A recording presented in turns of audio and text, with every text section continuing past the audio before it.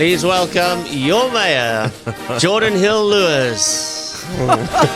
It sounds like you welcome someone who's like 100 years old. I just love the pageantry of the whole thing, the pomp and circumstance. I think you should have a band following you around everywhere. Hey, little flag on your car. Are you being driven around? Yes. I have a driver and some bodyguards, but I think the idea of some flags on the car that'll be awesome. That would be nice. Like Kim Jong-un, he has his security that runs on the outside of the car everywhere. Maybe that's not the comparison we want. Yeah, when he's on the freeway, there he's like, and there's no one else on the freeway. No one else is allowed on. No. So welcome. Good morning. Mayor? Thank you very much for having me. Nice to see you all again. Of course. Darren, Sherlyn, Sibs, Ramid, nice to see you all. Great to be back. Good. Glad to have you. The last time we spoke, was it December? It may have been, probably. Yeah. Last school holidays. That's right. Yes. Yeah. Yes. So I noticed now your coffee, you don't have sugar in your coffee. What is your morning routine? What time does your day start? I'd imagine quite early. Yeah, I'm up at about 5:45, and Sibs was saying earlier that it's good to know that I'm a morning person, but I would love to sleep later. I can't say that I'm naturally a morning person, but anyone who has got young kids knows that there's no such thing as late mornings anymore. No. So this morning I was like tiptoeing around the house because obviously it's still school holidays, so I was trying to get my daughter to sleep later. But she was up. She was up at 5:45 with me. And then it just usually involves coffee, Darren, lots of coffee. I don't generally get a chance to eat breakfast. And then I'm out the door on the road by about 6:45 to start my day. And does somebody pick you up? Yeah. Our city team picks me up. And then we're on the road. Nice. And then you go about your day, and then what time does that day finish? Oh, it's, this job includes a lot of evening events around the city, public meetings, going to communities. So I'm usually home for 9:30, sometime around there, maybe sometimes later, a couple of times a week. And I try, Lyndon's here from my office, he does an amazing job, but my office tries to get me to have at least 2 nights off a week. Sometimes they succeed, other times not. But otherwise, it's pretty late nights. I'd imagine you're on a lot of WhatsApp groups. I try to. Like Table View Residents Association. You must be on the Constantia Ratepayers Association. And as mayor, when someone asks for your number, you can't say no. No, I can't. Mitchell's Plain Residents Association. And every group has its own drama. Oh my word, relentless drama. I try to stay off community WhatsApp groups because otherwise my phone just blows up, literally melts down with memory issues. So no, I try to stay off as many as I can. And you're still being sued every day? Oh, absolutely. So where are we now with the water? Where this thing is rearing its head again. I was just looking at my dashboard right now. It's actually looking pretty good at the moment. The dams went up last week, very slightly. And we are on track to be absolutely fine. And this is why I was very reluctant to introduce restrictions a few months ago or about a month ago when a lot of people were saying we should have early restrictions. But if you have early restrictions, it means you have a increase in price. And so you have to be really careful before doing that. And actually, we've had a very wet last month, a very early. Looks like we're having an early onset of winter, and we are fine. But the truth is that we will not be fine in the long term. We have to make new water in Cape Town, and so we've got 2 projects already where we extract water from our aquifers in the city. One out at Atlantis, one at the Table Mountain Aquifer. And those are already up and running, and we're slowly growing the amount of water that we take out of them until such time as we will get all the way up to 100 megalitres a day from our aquifers. And then next year, around this time, a little bit later, middle of next year, we are starting construction on a major water recycling plant in Cape Town, which will be the first well, it actually won't be the first. There's one in Windhoek, that have been doing it for decades. There is already a very small one in Beaufort West, but this will by far be the biggest in South Africa, and so that's very exciting, and that gets underway next year. Sure. So our dams, when we go, like we've got 67% across. Now on 59.2%. So say 60%. How long, at the rate that we're going, does that last if there was no more rain? No, that would last probably about 25, 26 weeks, something like that. Half a year. If there was no more rain. But if you look at our dashboard, which is available online, I really encourage people. We publish such a great dashboard every Monday, and it's there on our city website, and it can show you exactly how we've tracked at this point in all the previous years. It shows you what the projection is for the rest of the year, and the most important one, I'm going to put it on the screen there. For those watching on the camera, sorry, and it shows you that we're still in the blue there, which means we projected to be okay for the rest of this year. Oh, that's great news. That's great news. Okay. Okay, to our other problem child, electricity. Yes. How are we looking there? I just wanted to answer your question. It is true that we had 2 days where we had unannounced stage 7 load shedding. So there was a severe escalation of load shedding for 2 days where Escom did not in fact announce that there was a major problem. They just implemented higher stages of load shedding without saying so. They said it was stage 6, but it was in fact already stage 7. And there was a great risk. Those are probably the 2 worst days that we have had in terms of risk of greater destabilization and grid collapse. Fortunately, we didn't get all the way there. They were able to pull it back. But yes, there were 2 very, very risky days. It just underscores how we must move as fast as we can to reduce our reliance on Escom in Cape Town. And we are absolutely doing that. Last week, on the 6th of April, we put out our biggest tender yet for 500 megawatts of renewable power plus storage. So that's what's called dispatchable power. Dispatchable just means it's available as you need it on the flick of a switch. That tender is now out. It's open for 60 days. I encourage everyone with a good idea or a renewable energy company or a project that's ready to go, please to apply. Talking about WhatsApp groups and putting my number out there, Sibs, I get so many dozens of ideas to solve load shedding. And there's no way that we can properly assess them all. So I also don't, have the electrical kind of expertise to do so. But what you can do is use the tender. Get your project ready, get it, bid for it, and prove that you can do it. So our tender is going to explicitly give preference to projects that can be done in 18 months because we want to get rid of load shedding ASAP. And so that's out now for 60 days. So how many watts do we need? We only need about 400 to 500, but we want to get a bit more than that. Is that to be load shedding free? That's to be load shedding free. Not Escom free. Not Escom free. That's a much more. Yeah. But that is to be load shedding free. So that would cover us, and there would be no more load shedding. There would be basically no more load shedding unless there was a huge escalation beyond stage 6. Yes. Then we would be on stage 1 or 2. But Right. we would be basically immune from load shedding, and gosh, that would be wonderful. I woke up this morning, freezing cold shower. That's another thing that happened this morning after my daughter woke up at 5:45. I had a cold shower. Why? Because like so many people, I know I've got a geyser timer. It's supposed to switch on at 4. And at 4, there was load shedding, so the geyser timer didn't switch on, and bam, cold water. Yeah. Just to add to that, Mayor, obviously load shedding brings with it lots of problems. I remember when stage 7 was announced, I got a bout of food poisoning. Because obviously there's the issue around kind of... Cold chains, yes. Yes.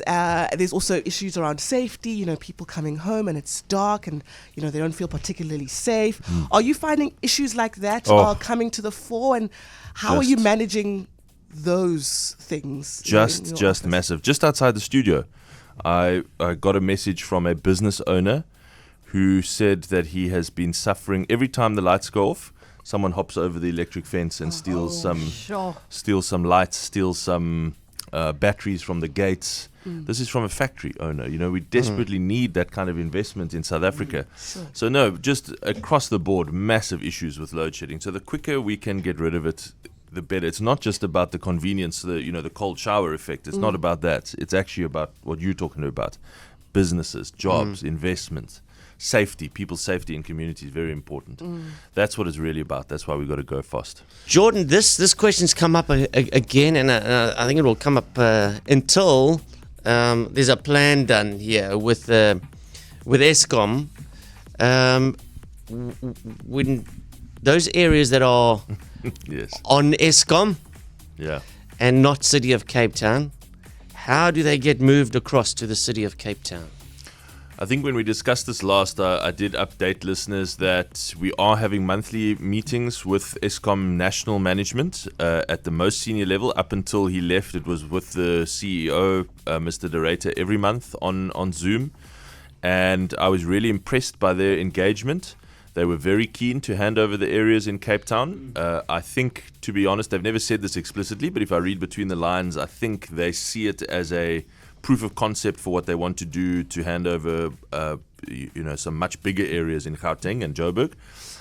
So we are keen. We are absolutely keen. We've signed a non-disclosure agreement with them because there's some very complex negotiations that are going on, but it is absolutely happening.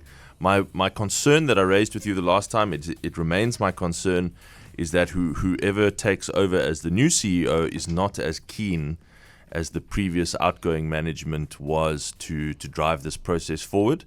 That we'll just have to wait and see. We're waiting for whoever gets appointed. But at the moment, we are still proceeding. We've just got to the point now we've agreed on a joint contractor that we will both pay for. We'll split 50-50.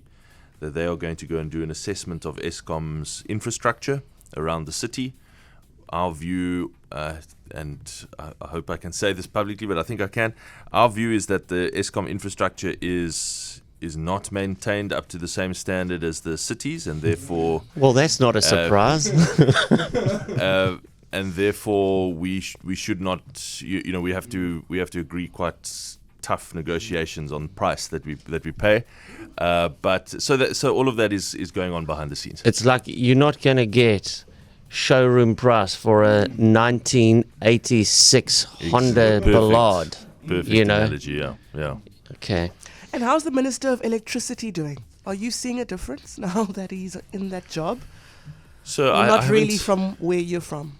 No, I haven't spoken to him yet, but he was here last weekend and I wasn't able to see him, but we are going to make a plan to get together. But last week there was a little bit of a blunder that I was a little bit worried about because he said publicly that the government has got to reinvest in our Eskom essentially has to reinvest in our coal power stations. Now we all know that our coal power stations are not working properly. Many of them are broken. They have to be fixed. But he was going beyond just fixing them, saying that we've actually got to invest in new coal capacity and new coal investment. Now that is a concerning thing because there's just no one that's going to buy that. Unfortunately, those coal power stations are so-called legacy power stations, and all the action is in investment in renewables. What we are doing in Cape Town, we will be able to build, essentially add the same capacity to our grid here as a medium-sized coal power station in a tenth of the time or a quarter of the time. That is where the action is. That is where the investment should be happening. So I disagreed with him there, and I'd like to discuss it with him when I get the chance. But there's not as much gravy there, you see. that may well be the case. Yes. Let's take we've got some questions here on the WhatsApp. Let's just go through them.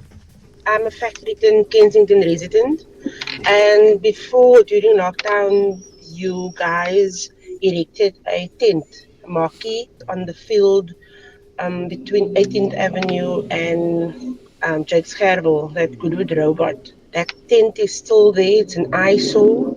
Nobody's taking responsibility for it. Who is responsible for removing this tent? What is that, the circus?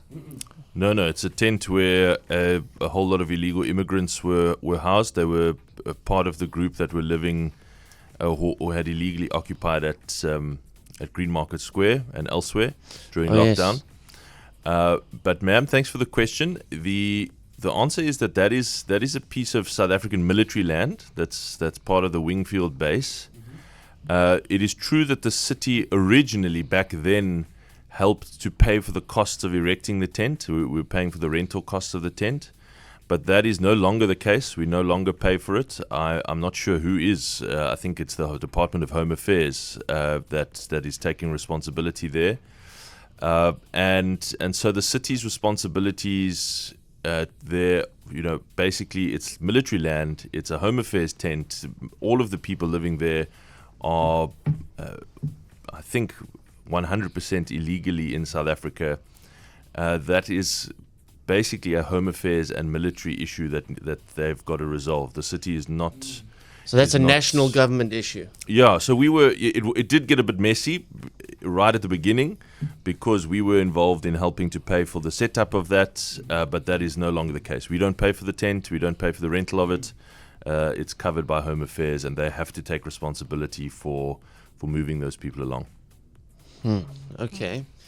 Another question here. I want to know from the mayor, if there's load shedding, why are the street lights on during the day? Doesn't that add to the grid? I mean, I'm sure there's a breaker to switch it off. I mean, if one light bulb is 5 watts and there's 50 street lamps, I mean, do the math. Yeah, it's a great question. I get it often. Of course, it does add pressure to the grid, and we'd love to be able to switch them all off. But it goes back to the earlier question, that the issue that Sibs raised. We see unprecedented cable theft during load shedding and when street lights are switched off. And this is across the country. There's a huge spike in cable theft. And you will even see, when you drive around Cape Town, you'll see sometimes we now string the lights at the top of the lights instead of underground. We string the lights in the air. Because it makes it harder to steal. But I promise you, I've got video footage where people actually throw rope over that cable that goes over the air and pull the cable down from between the lights so that they can get there. Now that cable is, it's about as thick as your pinky finger. It's a tiny little piece of cable. It isn't worth a great deal of money. You can melt it down for a couple of bucks worth of copper. But every day we get kilometers of the stuff stolen, and so one of the ways to just make it slightly harder to steal the copper cable is to leave the lines live, to leave the power on, and it's a tough trade-off. It would definitely help with load shedding if we could switch them all off, but then we'd be spending millions more on constantly replacing cables. So that's the trade-off we have to make, and that is why I get that question often. Thank you for asking me, and I hope that fills you in on why we do that. So with all this cable theft, who's buying the cable? So it's bought by scrap dealers that melt it down very quickly and hide it and get it out of the country very quickly. It's very, very tough to find. If you think of what a 50-kilogram lump of copper looks like. It's no bigger than that, a little rugby ball size, and you can hide that in a scrapyard under a ton of other Coke tins or whatever. So we've actually now got our first copper dog. I don't know if you saw this. It was on News 24. We've got our copper dog called... I didn't even know that copper has a smell. Did you know that? I did not know that. I This didn't is know the that. first time that I've heard of this No, copper it was dog. the first time that I'd heard of it as well. We've got a copper dog. We've got a copper sniffing dog, yeah. So that when you go and you see this enormous mountain of Coke cans that are all squashed, and somewhere in there is a little lump of copper that has been melted down, that dog can find it. Sure. So Jackson, the copper dog, he's doing great work. He's already got a couple of busts under his collar, I suppose. Go Jackson! Not under his belt, under his collar. And what kind of dog is he? He looks like a kind of bull terrier kind of cross, something like that. Yeah. And anyway, so he's doing a great job, and they are the ones that buy the copper. But you'll be amazed. I've been out with our copper unit, our metals theft unit, we call them, and they will search a place from top to bottom and find no copper. because it is so well hidden. So I think that assets like Jackson, the copper dog, is going to make a big difference. Can you imagine all these police dogs coming together, having a little chat amongst themselves? Oh yeah, I smell cocaine all day. I smell cheese at the airport and meats that have come through. I'm the copper dog. In New York, they have dogs who hunt rats, because that's their biggest issue. In Cape Town, we have Jackson the copper dog. I mean, Exactly. you get cancer sniffing dogs. It's incredible, huh? Isn't it incredible what dogs can do? I did not know that copper had any smell at all. And then you got those dogs. My dogs are crotch sniffing dogs.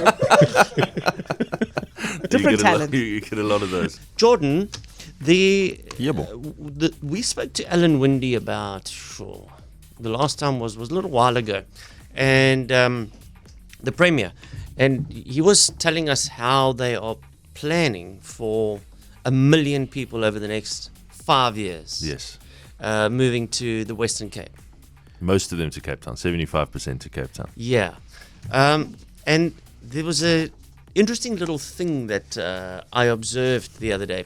And you think it's just people coming from Durban, from Joburg, Pretoria, Bloemfontein, PE. So this, my aunt and uncle, recently, my mother's aunt and uncle, not my mother, my wife's aunt and uncle, they recently moved down from Joburg, and they were renting a place, and then they vacated that place, and they bought a place. So while they were in the process of leaving the place that they were renting, there were other people coming in to have a look. And she said the 5 people that came on the day that she was there, there was a British couple, a Spanish couple, a Russian couple, a Romanian family, and another family of the accent that she had no idea where they were from. Do you have any stats on international people coming to settle here? Sure, that's a great question. No, I do not. I know anecdotally, like from stories like that, and from property agents in the city, that there are a growing number of international residents either coming to rent here long term. It's a great idea for them to rent here because the rise in remote working around the world, which is people that realize in their particular jobs they can work wherever. Actually, they just need a good Wi-Fi connection and they can work wherever. And so we're getting a lot of remote workers coming to Cape Town. So they come and they rent for 6 months, a year at a time, and then maybe they go on to somewhere else, or they stick around. Many of them stick around. So we do see anecdotal evidence, but no, I don't have stats on how many. But also, as much as it's amazing to see so many people coming to Cape Town, a lot of us who are Cape Townians looking to rent, maybe closer to the city, find that we are now competing with the dollar, the euro, rental prices going up. Is there a way to manage that, or is it really just good luck? You'll find a place, hopefully. Well, no, I mean, you see the worst of that pressure. I don't know if you've seen online, there's this thing in Spain at the moment, I think in Madrid and Barcelona, where locals in Barcelona are getting so angry with the number of tourists that they start spray painting on the walls, like go home and stuff like that. So that it creates a lot of tension. Sure.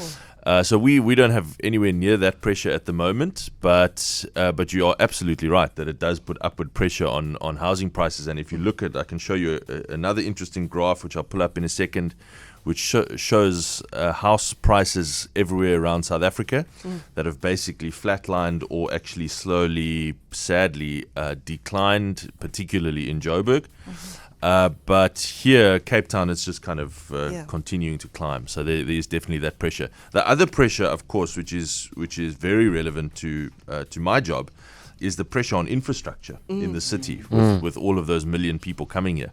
And that's why just before the Easter break, 2 weeks ago, we released our budget, which is actually now open for public comment. And our budget includes a record-breaking investment in infrastructure, 10.9 billion rand over the next year. And just to put that in perspective, from the 1st of July, when the new budget comes into effect, we are going to be spending 30 million rand a day, including weekends, on new infrastructure and upgrading existing infrastructure in Cape Town. And all of that is purely for keeping up with that pressure of those million people coming here, because otherwise you'll start to feel the city really creaking in sewage infrastructure, in water infrastructure, what we were discussing earlier, and of course on our roads. So there's a lot of investment. It's 10.9 billion. It's more actually than, it's a record. The city hasn't spent this much even prior to the World Cup. So we are really ramping up that basic infrastructure investment that cities should be doing all over the country, but aren't doing it nearly enough. So many investments, but also a lot of pressure. We were talking about the weather earlier. Things are cooling down, winter is approaching, and we know homelessness every single year, a big issue in the city. Yeah, huge.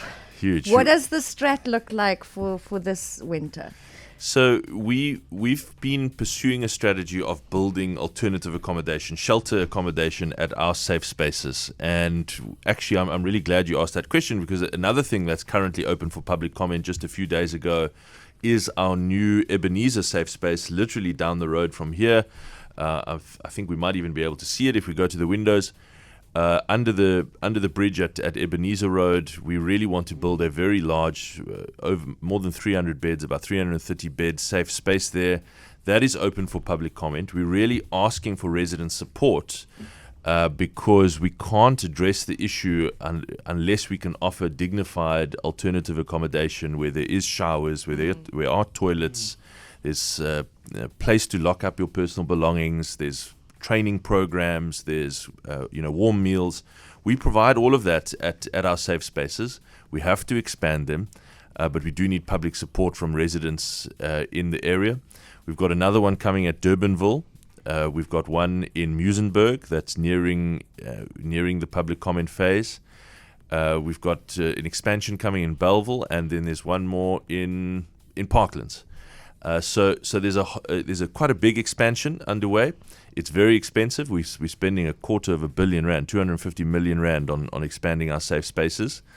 So it does come at significant cost, but it is really the only sustainable way that we can think of, and that's not to say we've got all the answers. There's a lot of NGOs out there doing brilliant work, but it is the sustainable way that we can think of at scale, because we've got hundreds of homeless people to deal with just here in the CBD area, and so we are doing that.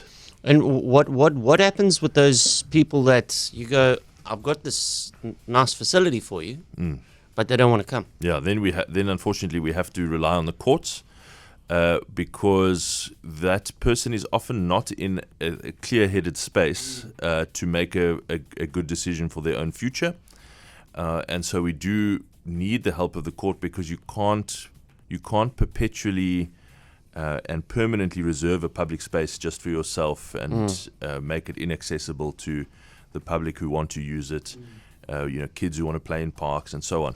So we do have to, when that offer of assistance is refused time and time again, we do have to be able to rely on the courts for help, as we are now doing in the CBD area.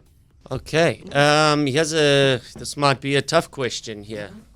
From Maimuna.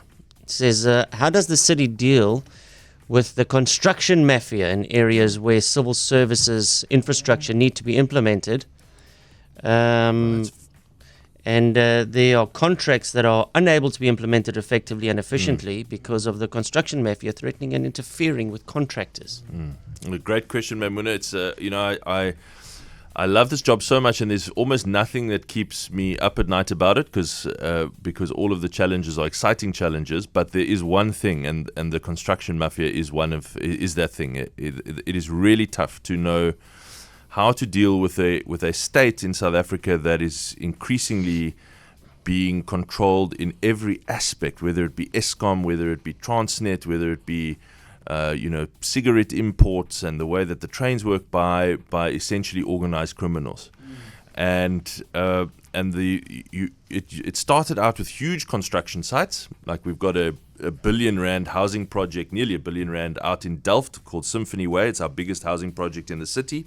That's where one of our colleagues was sadly killed, about a month ago now. But you know what? Even tiny construction projects. We're building a pedestrian bridge over a busy road. It's a very small construction project, as construction projects go. It's just a pedestrian bridge. Even that one is being subject to intimidation and violence from mafia.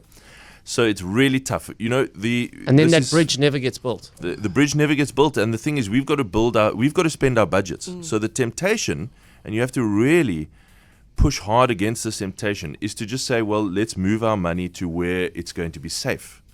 And of course, that just reinforces inequality. That's a terrible thing to do. But if you've got to spend your budget at the end of the year, you can't allow these construction sites to be shut down for months. So it's a tough thing. We are, from our side, we're improving security at all of our sites. So, for example, there's a housing project in Mitchell's Plain in Beacon Valley where we are spending 15 million rand on security just on that one site. Because it has come under such terrible attack. And so that project will get done, but just think of how many extra houses we could have built with that 15 million rand. Yeah. It's mad. It's heartbreaking. But what we really need, and this gets to the heart of the matter, this is not just petty gangsters. This is organized crime. This is sophisticated. We've got to have SAPs with the ability to tap phones and follow people's WhatsApps and so on to actually take this crime seriously, to investigate it properly and make some arrests. And by the way, we are not immune to these mafia guys finding sources inside the city and even doing business with sources inside the city, which is why we have to be extremely vigilant, even in our all of our departments that do construction work in the city, that we maintain the integrity of those projects and make sure that they get delivered in the communities that really, really need them. My last call on this, sorry for such a long answer, Maimuna, but we've got to have the help of the community. Sometimes these mafia will dress it up as if we are fighting for the community. We want 30% for our community. Those are the kind of language that they use. What they really mean is we want 30% for ourselves, for our gang. And the community gets nothing out of it. In fact, they get punished, they get harmed because that project collapses or stalls for months, if not years. So we've got to have the community stand up and say, we need this project. We've been waiting for this project. You're not going to derail it with this nonsense. Sure, Mayor. You've had some tough questions this morning. Easy one here. Question in CA01. They say is your vehicle. CA1, yeah. CA1. So who has CA2? The deputy mayor. Okay. You were hoping for something more scandalous, Dan? No, it's just an interesting question. You know what's cool? Is I also have got CY1, which I think is cool because I come from the northern suburbs. Ramiz wouldn't have a CY. No. He wouldn't have a CY. He took his mom's address so he could have a CA. Whoa. We'll follow that up later, Ramiz. We'll follow that up There'll later. Be some consequences to that. Yeah. See, no, man. Yeah. But isn't it cool that actually the Belleville number plate is, I think, just as cool as CA1. It's better PR, Shane. One last thing here. Is this true? I was reading this, and I don't know if it was just conjecture, but I could actually believe it to be fact. So, you take the Western Cape as a province. Now, the Western Cape, from all the exports, from the workforce, you take that entire pool of money that is generated for government here. So, from the salaries, the import, export duties, all that stuff. Let's say it's, just for argument's sake, round numbers, let's say it's 10 Rand. Mm-hmm. Then how does it work? How does that budget, the budgets that you're talking about, come back from national government? Because I heard we give national government 10 Rand, but we get back 4 Rand. That sounds about right. I can't say if that's exactly correct, but that sounds about right.